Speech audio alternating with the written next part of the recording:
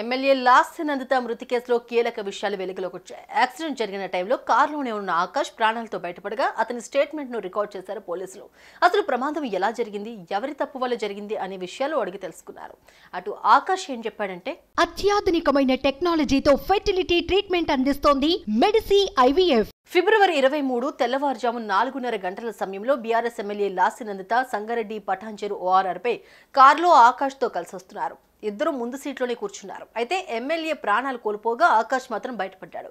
ఈ క్రమంలో ఆకాష్ ను మదీనాగూడలోని శ్రీకర ఆసుపత్రికి తరలించి చికిత్స అందిస్తూ ఉండగా స్పృహలోకి వచ్చిన ఆకాష్ స్టేట్మెంట్ రికార్డ్ చేశారు పోలీసులు.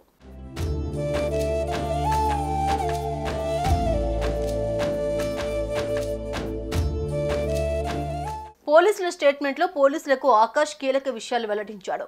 మెజిస్ట్రేట్ ముందు తన వాంగ్మూలం ఇచ్చాడు ఆకాష్. అసలు ప్రమాదం ఎలా జరిగిందో అర్థం అవ్వలేదని, ఆ సమయంలో మైండ్ అంతా బ్లాంక్ అయిపోయిందని చెప్పాడు. లాస్య ఆకలేస్తుంది అని చెప్పడంతో హోటల్స్ కోసం వెతుకుతూ వచ్చామని చెప్పాడు. అంతేకాదు, దర్గాకు వెళ్లిన వాళ్ళు హైదరాబాద్ చేరుకుని లాస్య కారులో ఉన్న తన అక్క కూతుర్ని ఇంకో కారులో ఎక్కించి ఫుడ్ కోసం మళ్లీ పటాన్చెరు వైపు బయలుదేరామన్నాడు.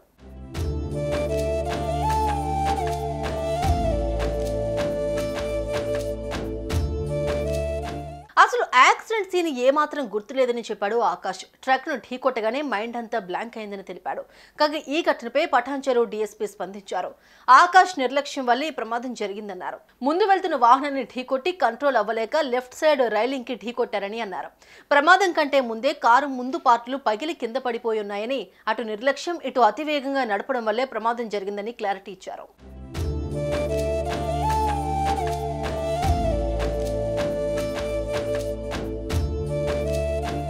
ప్రస్తుతం ఆకాష్ ప్రాణాపాయ స్థితి నుంచి తప్పించుకున్నాడు. అయితే ఆకాష్ ఆ మధ్యకాలంలోనే లాస్య వద్ద పిఏగా చేరాడు. ఆమె అపాయింట్మెంట్స్ అన్ని తానే చూసుకుంటున్నాడు. ఆకాష్ ఎంబీఏ చదవడంతో అతన్ని లాస్య పిఏగా చేర్చుకున్నారు. నల్గొండ యాక్సిడెంట్ అయిన తర్వాత ఆ డ్రైవర్ ను తీసేశారు. అప్పటి నుంచి లాస్య కారును ఆకాషే డ్రైవ్ చేస్తున్నాడు.